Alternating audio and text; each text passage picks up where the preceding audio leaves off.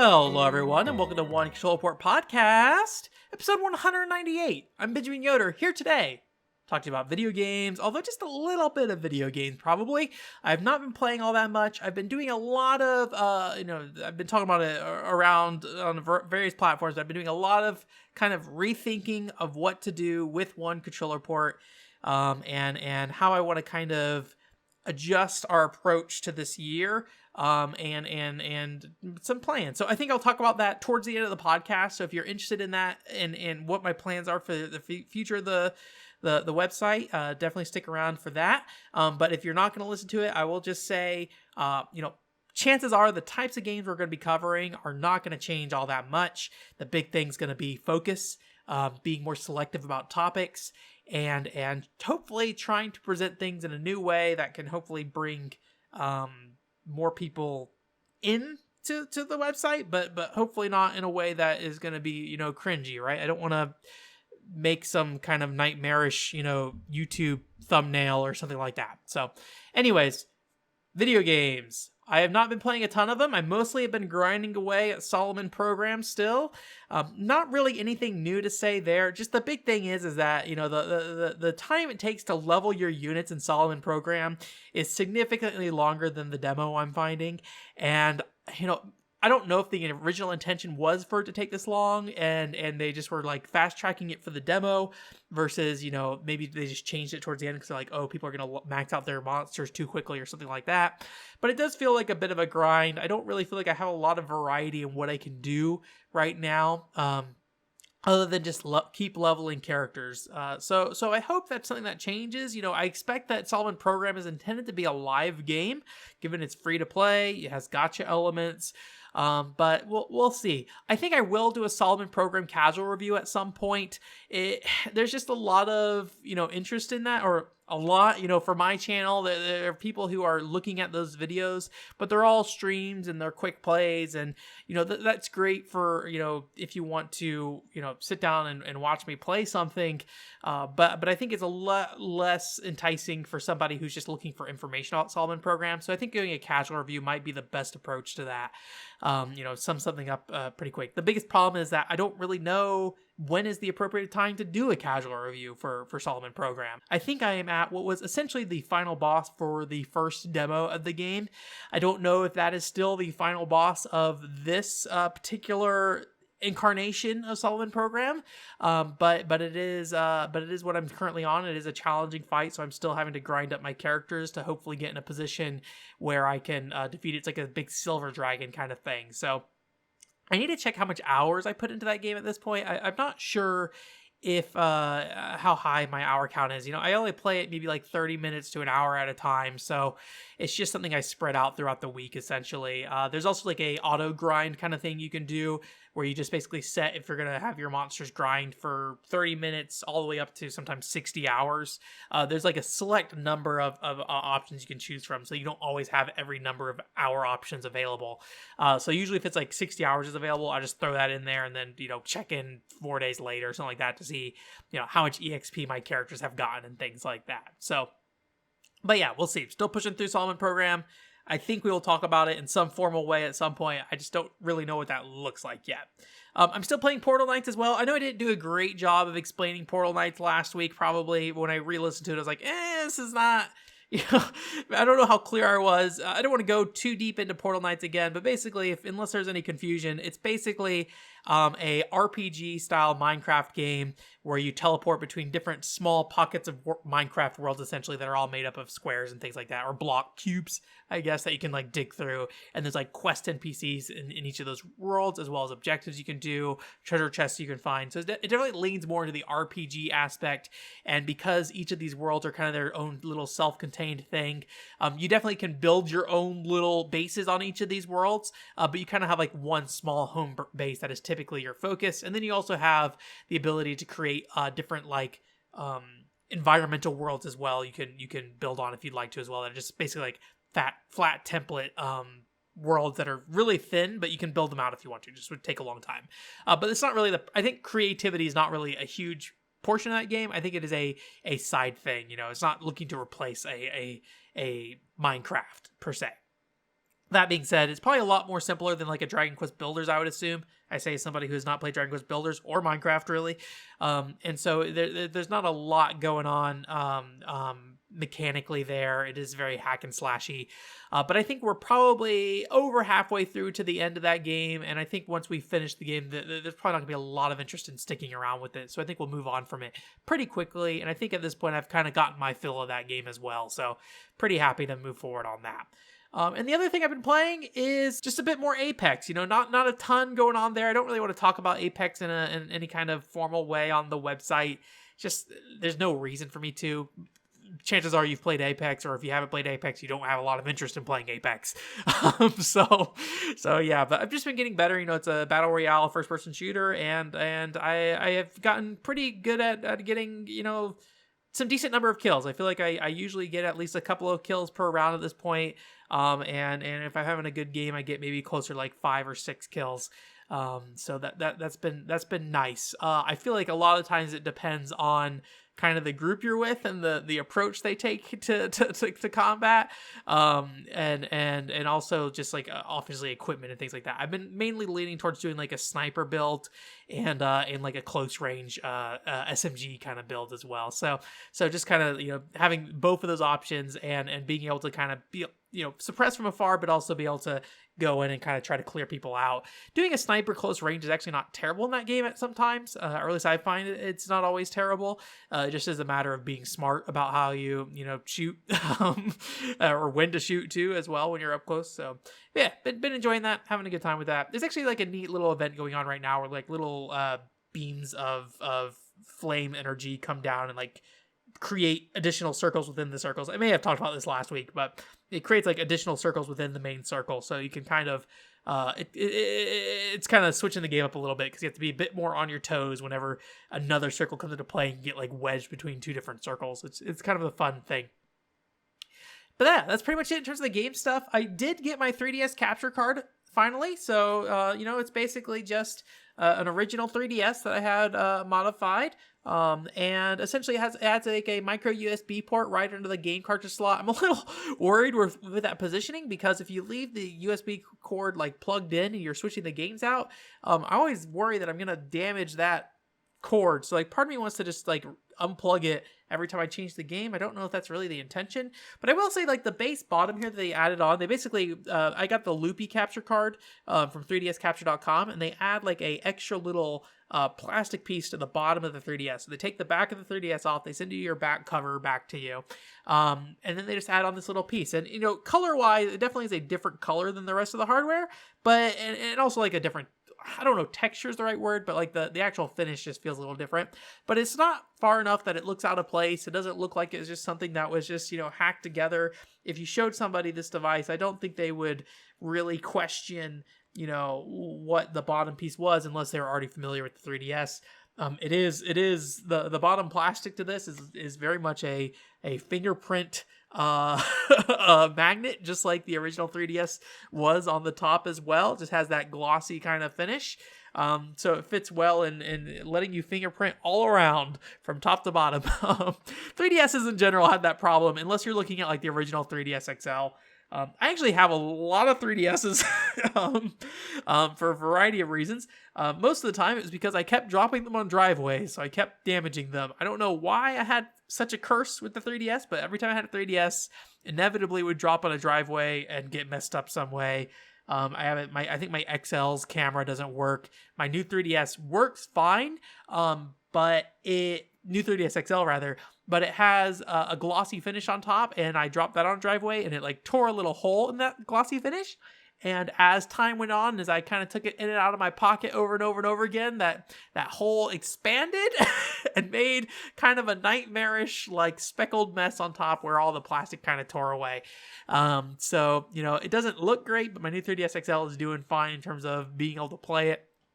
But I didn't want to hack it at the time because the Nintendo accounts are still this live account that you can use, right? So I didn't want to risk being in a position where I got my Nintendo account banned doing a soft mod of the system. So I got a cheap 2DS XL for that, and that's what I did the soft mod for, so I could do the streaming capturing and things like that. And, that solution is fine, but it's not great. I found that I was having more trouble trying to set that up than it was me actually utilizing it to capture stuff, which is kind of why I went with the capture card finally, so I could finally just plug it in and just go for the most part. That does not mean this capture card is free of issues though. So a couple things with the audio and audio capture for 3DS has always been kind of an issue, unfortunately. So you can use the aux cable if you want, but I found that using the aux cable, I had a lot of interference when I connected to my PC. So I plugged in a headphones into my 3DS with the capture card to see if maybe something that was done with the mod caused there to be some kind of issue with the sound. I couldn't tell anything. I took my other 2DS XL, plugged it into my PC to see if maybe it was something on my PC that was causing that sound to happen or that interference to happen. Didn't happen, but when I plugged this particular 3DS with this capture card into my PC, does not play nice.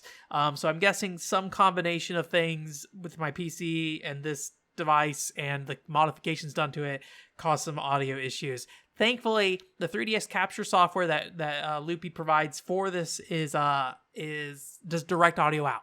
So you can essentially capture your desktop audio. Well, depends on what you're trying to do. So if you just capture the footage directly from that tool he has, I believe it just captures the audio directly from the 3DS.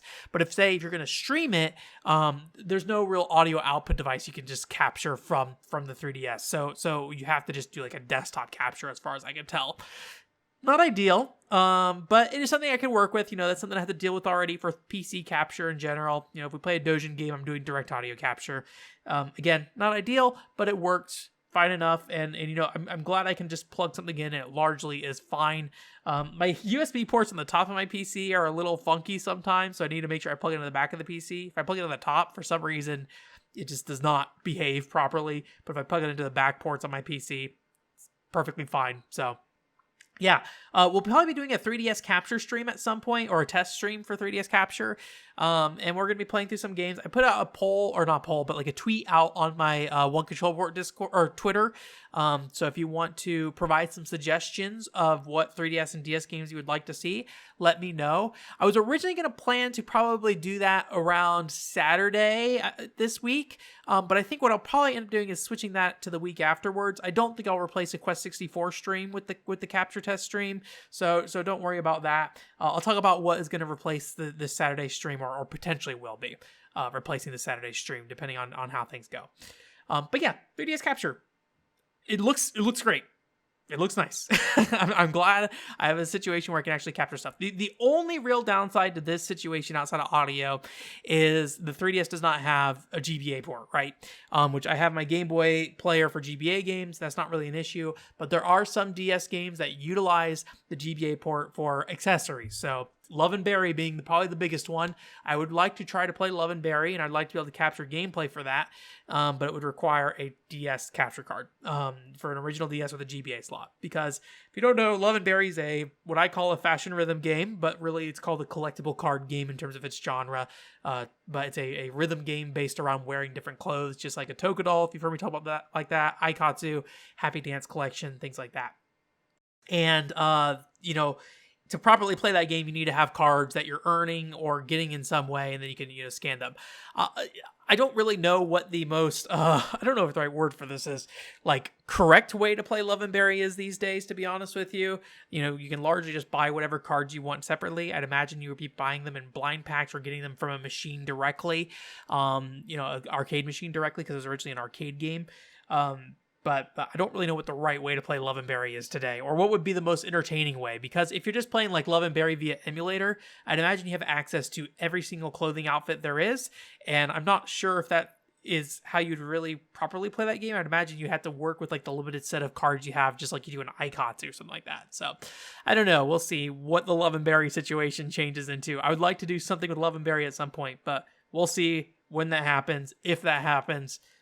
Part of the conversation we're going to be having later is going to be about focusing our content a bit, and Love and Berry might not be a part of that focus, although I think eventually I'd like to do something in that line, essentially. So anyways, to get into game news, there's that Square Enix Presents event. I'm not going to go through the whole Square Enix Presents event.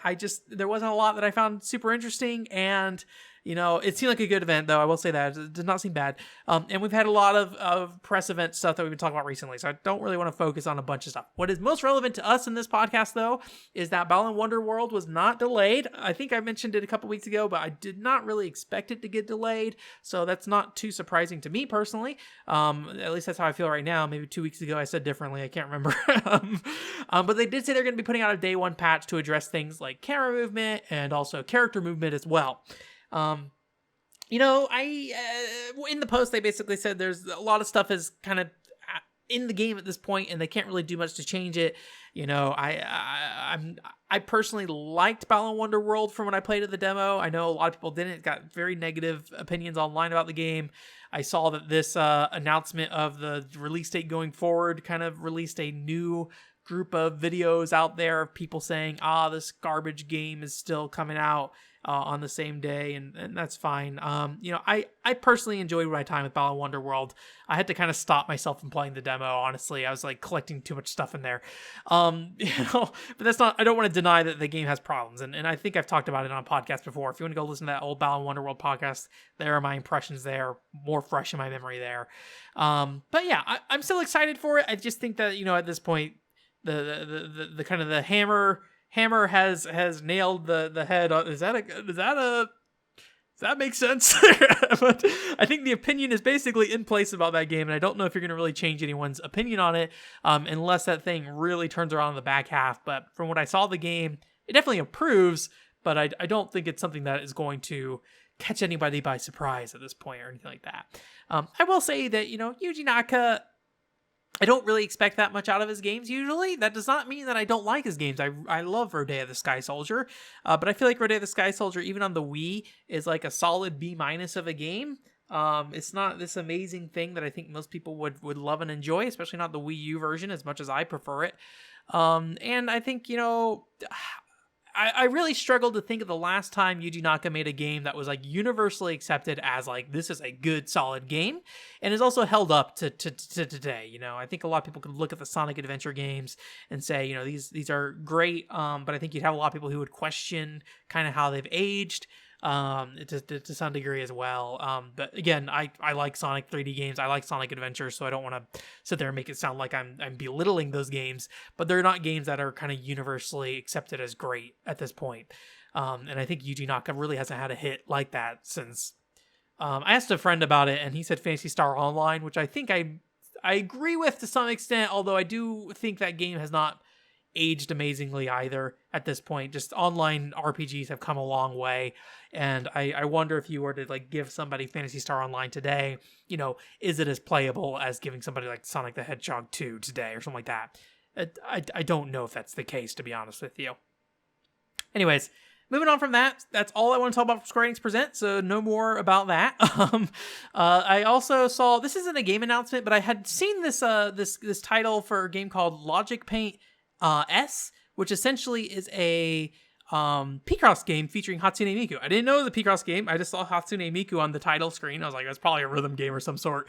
But when I actually looked at it, it's apparently a Picross game. It's got a nice aesthetic to it. It is very much Miku-ish. Little chibi Miku characters. Got that pastel, light blue color to the game's graphics. And I assume that it has a Vocaloid music included in there and things like that. Although I guess, is she technically a Vocaloid at this point? I don't know. There's like some weird rights thing going on with Miku, or went on with Miku. Now I think she technically is owned by a different company. I don't think she's technically a Vocaloid anymore, but I don't know. That's doesn't really matter in the context of the thing. But basically, there's probably some Miku music in that game. That's what I'm saying. But it just looks nice. There's a lot of Picross games. I've only ever played the Twilight Princess Picross game that was given out as a My Nintendo reward. I did buy that Picross Sunsoft game on the PlayStation 1. And honestly, I probably could get a very similar experience from just muting that game and turning on some Vocaloid music while I play that. So I probably won't buy this thing, but I do like the look of it. I appreciate that it's coming out. I don't know how often Picross games come out, to be honest with you.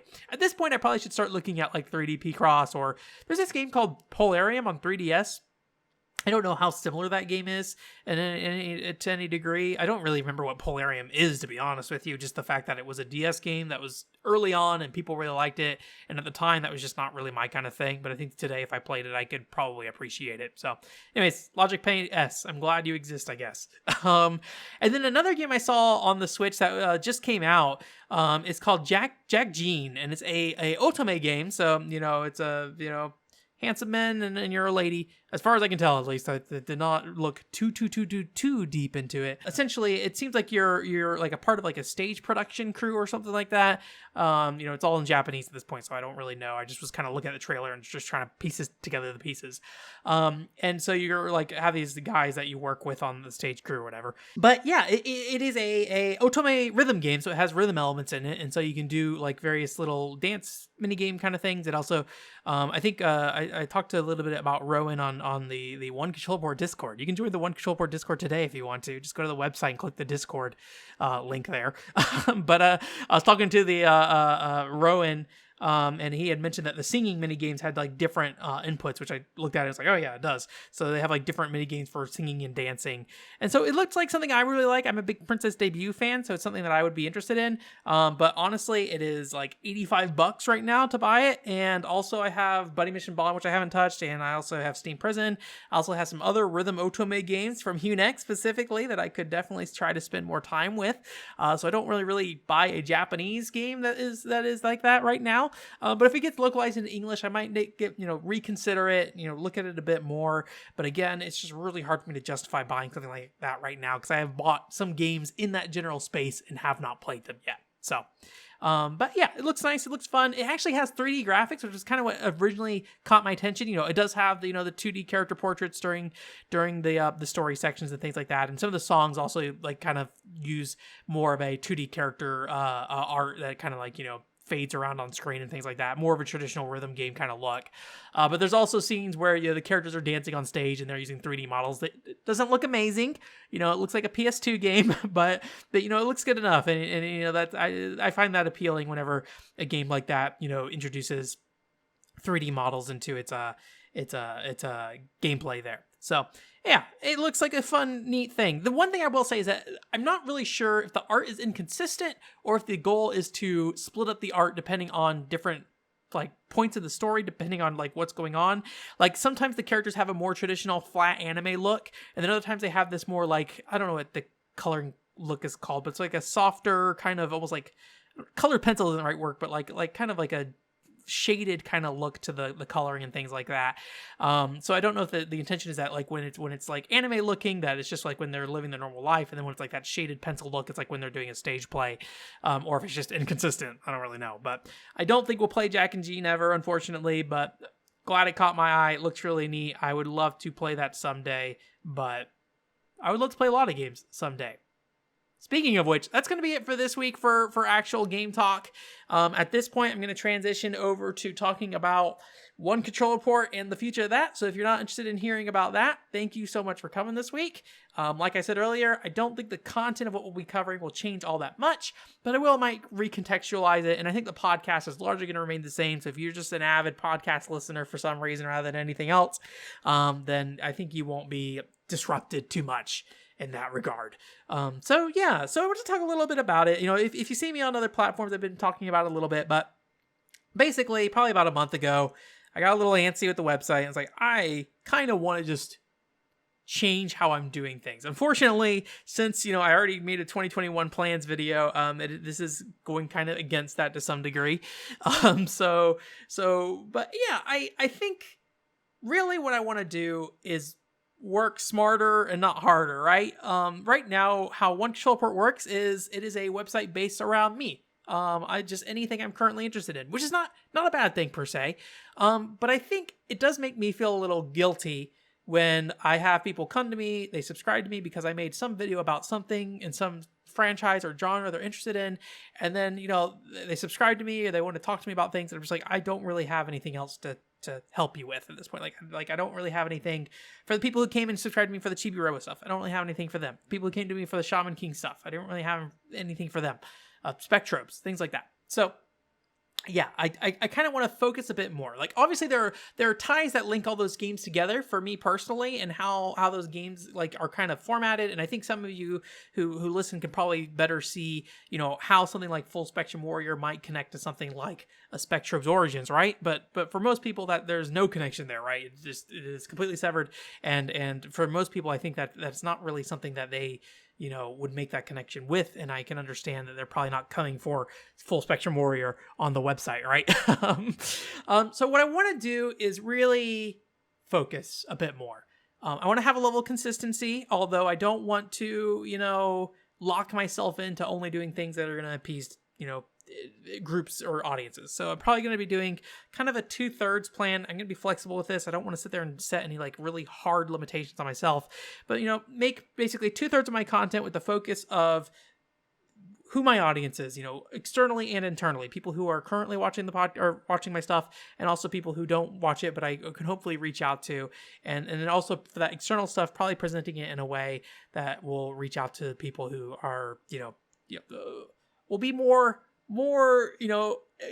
visually pleasing in terms of how I bring people in, connecting certain topics to a larger topic that is more popular and easier to find information on. So I hope that doesn't mean making, cringy thumbnails and titles for YouTube videos. It just doesn't seem like what I want to do. I don't know. That just doesn't feel right to me. But we'll see how things go. But I think initially I'm not going to try to do that. I don't want to sit there and be like, when I did Disaster Day of Crisis, the game Reggie Fils-Aimé doesn't want you to have, or something like that, right? Like, I don't like that. But we'll see how things go. I think there are smart ways to handle that kind of outward reach without coming off as just like, oh my God, click me, please, dear God, please click me. Right. So we'll see. So really what the focus is going to be is for that 2/3 content is looking at, I'll be basically doing a rating on a scale that I have about what I think a game is reach wise, how much it applies to my current audience. And also, the lever, my personal interest in it, and also the level of effort it will take to complete it and things like that. I'm trying to make like a rating system, so I can kind of more easily contextualize, what would be most effective to produce right now, and what it would do in terms of, reaching out to people or making people who currently follow me happy. I'm not going to live by those rules hard or anything like that. If I, in the end, it's something that I don't want to make, I don't think I would make it either way. I'm going to focus on things that I think are still my personal interest as a whole. But I think the big thing is I want to be less impulsive. I don't want to just jump into covering things because I just want to cover it right now, which is kind of how I do it right now. So the other 1/3 will probably be more personal interest stuff. Things I think would probably be more for, I guess you could say, like the public good, something where there is not a lot of information about a game online. It's not really going to get an audience probably, or there's a very specific small audience I have in mind. So I think there will be some of that coverage still. Just hopefully, if I'm focusing, it means we actually have more of that stuff, but we'll have to see how it turns out. So key thing there, focusing, having goals with content, and having more restrictions on myself in terms of not letting me just essentially treat game coverage like I treat game purchases, of just like, oh yes, yes, Wii Music, that's mine now. I'm gonna write a Wii Music review. like I don't want to just do that all the time. Anyways, so yeah. Again, it's going to be something that's going to evolve over time. I don't think it's going to be something you're going to see a change tomorrow with, essentially. It's going to happen as time goes on. But again, I think it'll still be of interest to everybody following me. It's just how I present it might be different, and what I focus on might be different. Streams are going to largely stay the same. I think we're still going to focus on playing through entire video games. One thing that I do want to make is maybe focus less on just jumping around different platforms all the time. I really like the idea of having like an 8-bit NES game. Like, we're going to play Mario, and then we're going to play some random Dreamcast import, and then we're going to go to our weird weeaboo PS4 Jet Girls game. I like that variety. Or then we're going to jump to a military Xbox game. I like that variety, but I will try to probably hone it in a bit more. Sometimes there's probably things that are okay for me to just play on my own and not have to involve everybody in. So again, I don't think it's necessarily going to change all that much, but I think I won't like stress about I've got to find an NES game to play next kind of thing. I think it will be more freeform and things like that. We may try to do some extra streams around relevant content. I don't think it will replace the current streams, but one thing I do want to do is maybe this Saturday play some Balan Wonderworld. If I can get my hands on a copy relatively quickly. That'd be nice to play that because that's coming out, I think, on Thursday. So obviously I won't be able to play it, immediately afterwards, but, within a reasonable time frame. I think the people who follow me are interested in Balan Wonderworld to some degree and would be interested in hearing more. And I know my feelings on Balan Wonderworld are pretty different from other people's feelings on Balan Wonderworld. So I think there's value there. And, I'm going to buy Balan Wonderworld anyway. So if I can do something like that, I think that would be something that'd be nice. The other thing I'm going to try to do is... I've been in the process of doing is converting to Streamlabs OBS. This is more back-end talk for it I'm about to do here, but basically Streamlabs lets me capture gameplay without some of the stuff that's coming into the stream. So you don't get my voiceover, I don't get all the graphics I put over top, so that means I can be a bit more flexible with my layouts and things like that. The biggest problem is that it's not perfect either, though. I can't capture things at full resolution without it still being full resolution on screen, so I'd have to put myself over top of a video game to get that full resolution. And then also the audio settings are affected by my stream audio settings too. So I won't be able to get full audio coming through. And right now, to my understanding, I say this as somebody who's just starting to Streamlabs OBS. Maybe I'm missing something, things like that. I do like OBS Studio still, but it's just this capture, thing is kind of a nice bonus. It's not perfect. I think my PC is only just barely able to do this.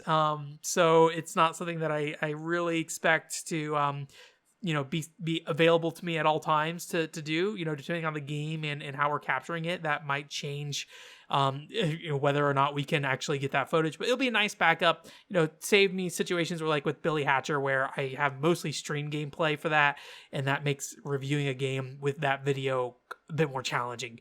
Because I have, stream compression, I have, no audio because I'm talking over the audio, things like that. I'm also going to be adding some new layouts to the stream too.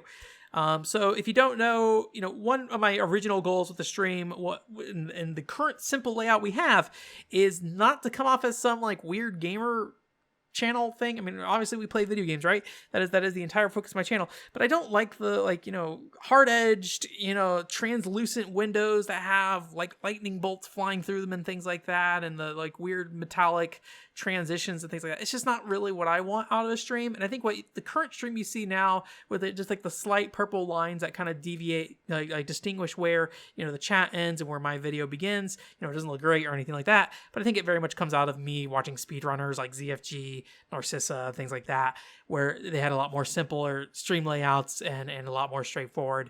And there's nothing necessarily wrong with that. Obviously, it definitely works for them, but they also are doing things that are amazing in terms of execution and could draw an audience that way. So I think more recently what I've been trying to switching over is to a layout that's more like a VTuber kind of aesthetic. That does not mean I'll be a VTuber. That is not my intention. But I like the look of specifically, I think Pikami, her stream, I really like the graphics she uses and things like that. And it's not going to look exactly like that. Obviously she has her theme and style.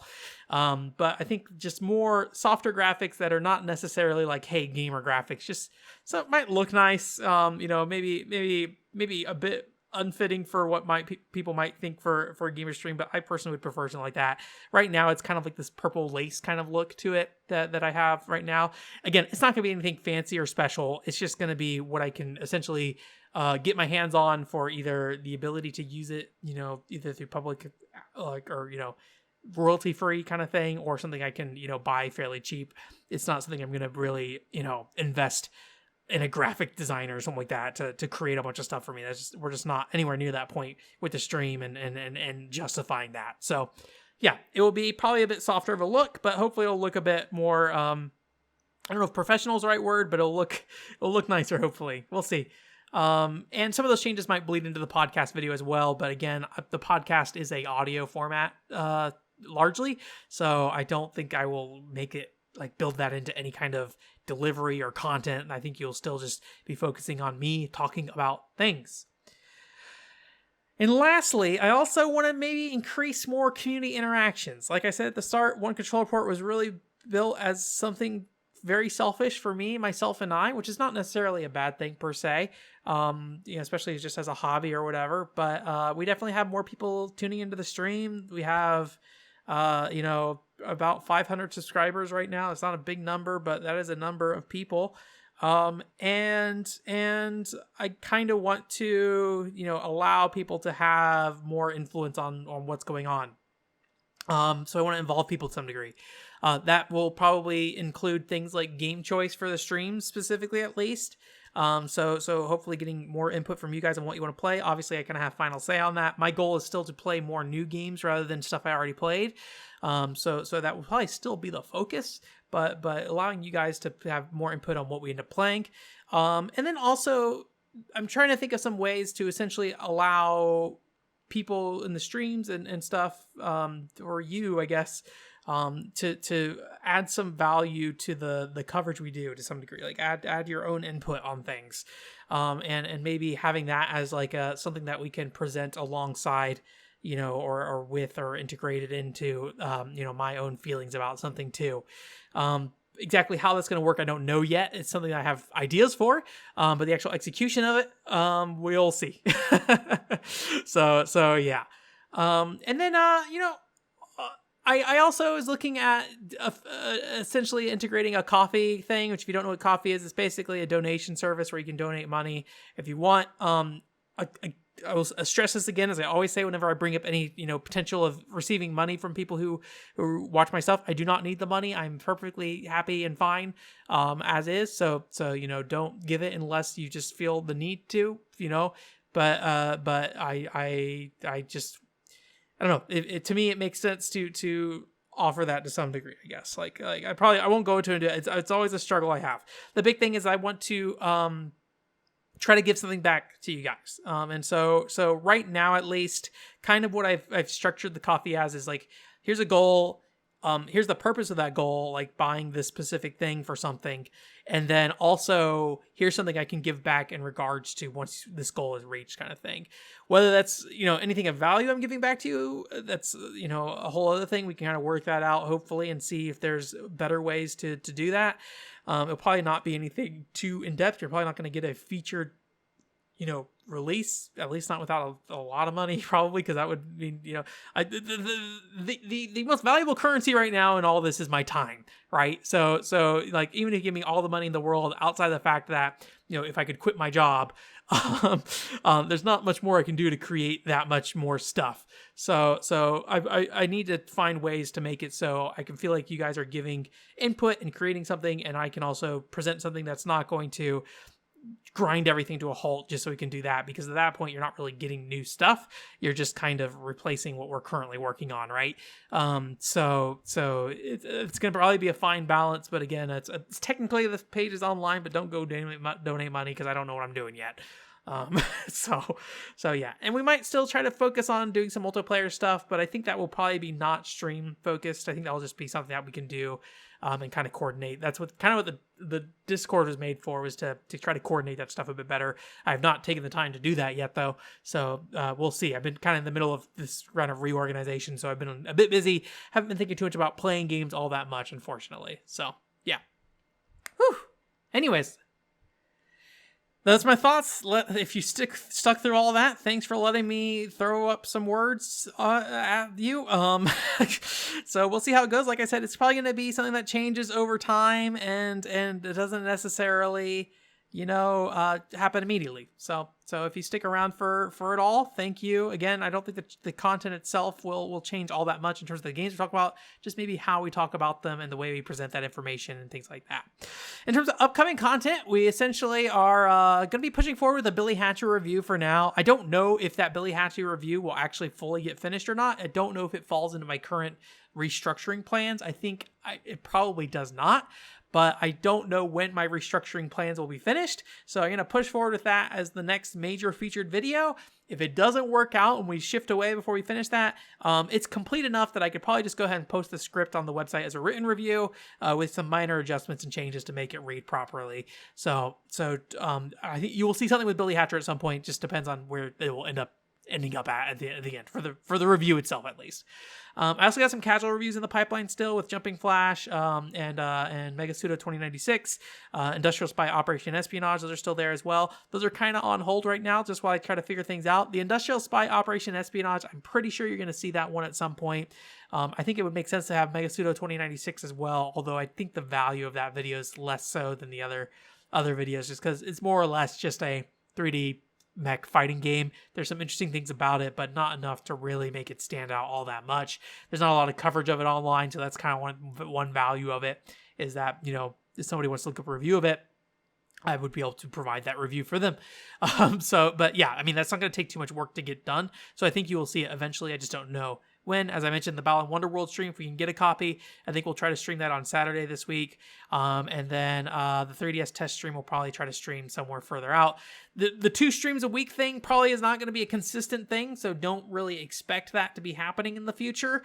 Maybe eventually if we get to the point where we can do, you know, more of a longer term Patreon or a monthly coffee kind of thing, we can get to a position where, you know, maybe if we have a certain amount of money coming in, I can more easily justify doing a second stream every week.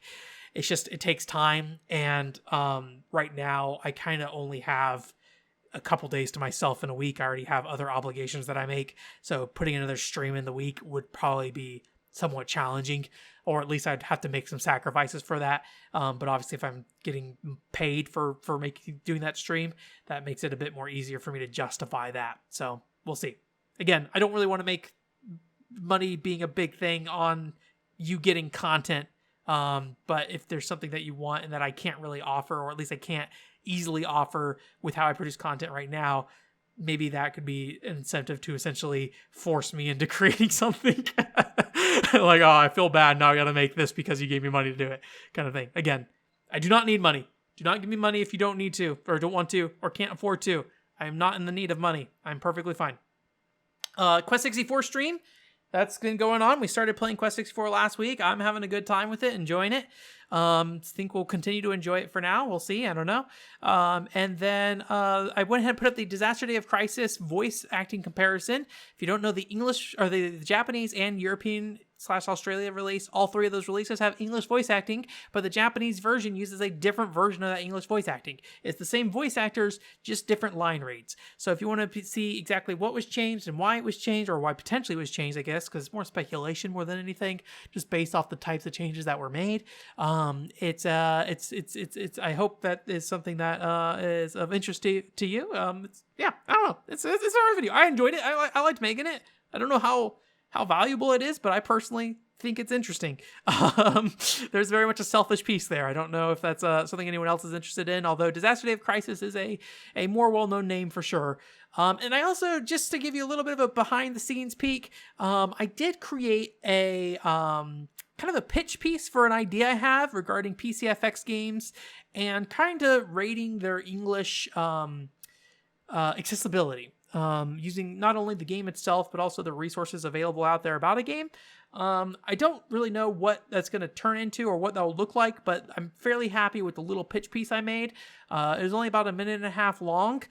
So, you know, I think they're going to be shorter videos. But the biggest challenge is that I have to play enough PCFS games to, you know, justify making this series, right? I don't want to just put out one video and be like, oh, if you want a guide for this one particular game, then, you know, here's a 1-minute video about that kind of thing. So, I think we will see that in some form at some point. I think there are some people I would like to collaborate with on that as well, but we'll see that. Words. This is actually technically the second time I've recorded this podcast. I went through basically the entire podcast and I was like, oh man, I do not feel great about how I delivered everything. So I just went ahead and re-recorded this. So here we are, basically an hour and 45 minutes into me recording this. But for you, probably only about 45 minutes. Still a very long podcast, but we had a lot to talk about, or I had a lot to talk about my website. Not really a lot to talk about in terms of gaming stuff. So yeah, anyways, onecontrolport.com is the website. Again, streaming Thursday at 7 p.m. Pacific time. Don't know about the Balan Wonderworld stuff. Don't know if that will even happen yet. I have to get a copy of the game first. So we will see what happens with that. Anyways, thank you so much for coming. And if you have any thoughts or feedback about any of the stuff I said about the website, let me know. I'd be happy to hear any more information I have. You know, feedback I have from people, the better. Help me refine what I'm doing potentially. So yeah, hope you have a great week. Bye.